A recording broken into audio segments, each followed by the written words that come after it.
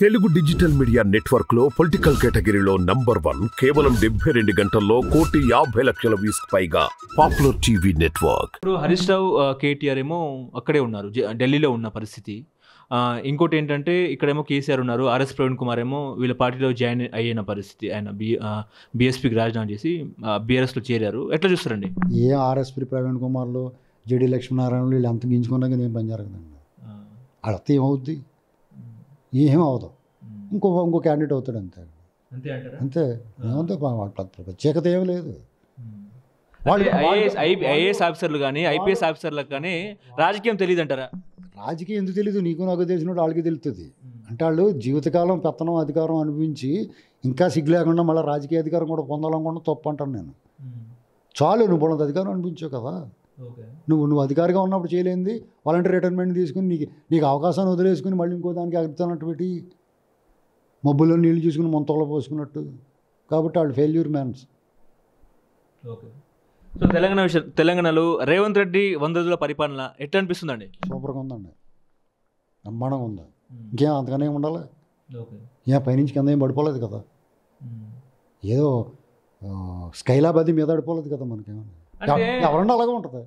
అంటే ప్రభుత్వం కూలిపోతుంది అని చెప్పేసి ఇప్పటికీ చర్చ నడుస్తుంది. మొన్నేమో రేవంత్ రెడ్డి మేము గేట్లు ఓపెన్ చేశామంటే అదే సభలో అంటే జగిత్యాల సభలో లక్ష్మణ్ ఏమన్నారంటే బీజేపీ ఎంపీ లక్ష్మణ్, గేట్లను ఓపెన్ చేసావు సరే కానీ ఆ గేట్ల నుంచి ఎమ్మెల్యేలు వేరే పార్టీలోకి వెళ్ళకుండా నువ్వు కాపాడుకో అని చెప్పేసి లక్ష్మణ్ వ్యాఖ్యలు. వీళ్ళేమో బీఆర్ఎస్ కానీ బీజేపీ కానీ ప్రభుత్వం పడిపోతుంది అని చెప్పేసి వాళ్ళు హెచ్చరిస్తున్నారు రేవంత్ రెడ్డికి. మీకు అంత అవివేకులు ఎవరు ఉండరండి.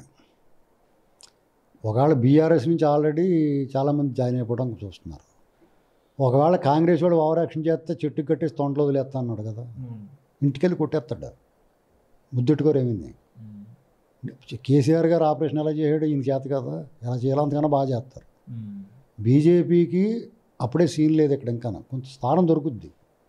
ఎందుకంటే బీఆర్ఎస్ ప్లేస్ వీళ్ళకి వస్తారు, బీఆర్ఎస్ అవుట్ అంతే తప్ప రేవంత్ రెడ్డి గారు గవర్నమెంట్ పడగొడతాం అనేటువంటి జరగని పని.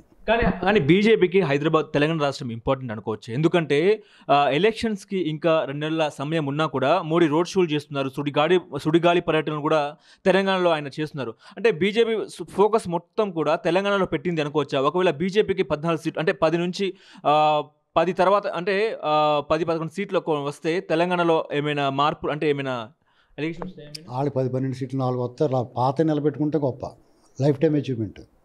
కాంగ్రెస్ 10 నుంచి 12 వస్తాయండి. ఇప్పుడు ఆ మూడు మారదు ఇంకా పబ్లిక్ది. ఎవరికి నష్టం జరిగిందండి? బాగానే ఉంది కదా ప్రజలకి. 100 రోజులు పూర్తయింది అంతే కదా, 3 నెలలే కదా అయింది. వాళ్ళ పరిపాలనలో నష్టపోయింది ఎవరున్నారు? అంటే వాళ్ళ విష్ ఎవరిదే? ఇప్పుడు ఓడిపోయినోడికి ఎలా ఉంటుందంటే 5 ఏళ్ళు గబగబా తిరిగిపోయి మళ్ళీ అధికారం మళ్ళీ ఎలక్షన్ వచ్చేస్తే బాగుండని చూస్తుంటా, మళ్ళీ ఇంకో రౌండ్ దెబ్బతింటానికి. అప్పుడు దాకా ఎందుకు పార్లమెంట్లో తెలిసిపోద్ది కదా. అంటే బీజేపీ వాళ్ళు ఏం చెప్తున్నారంటే దేశంలో లేని కాంగ్రెస్ తెలంగాణకు అవసరమా అని చెప్పేసి వాళ్ళు చెప్తున్నారు. దేశంలో లేదని మీరు ఎందుకంటే రేపు బీజేపీ వస్తుందో రాదో మీకేం తెలుసు? ఇంకా ఎన్నికలు అవ్వాలి కదా, రేపు వద్ద పరీక్ష ఉంది కదా. కాంగ్రెస్ రాదని మీరు అలా చెప్తున్నారు. బీజేపీ వస్తుందో అనుకున్నావా? వచ్చింది కదా. అలాగే యూపీఏ వచ్చేటప్పుడు కూడా కాంగ్రెస్ వస్తుందని అనుకోలేదు కదా. మోడీ గారు వెలిగిపోతుందన్న, వాజ్పేయి గారు వెలిగిపోతుంది, లోహ పురుషు అన్న టైంలో టపాల్మని కాంగ్రెస్ వచ్చింది కదా యూపీఏ. అలాగే రేపు వచ్చేయచ్చు కదా. ఏమంటే ఏదైనా జరగచ్చండి రాజకీయాల్లో. కాబట్టి మీరు ఎప్పుడు కూడా వన్ సైడ్గా ఆలోచించక్కర్లేదు.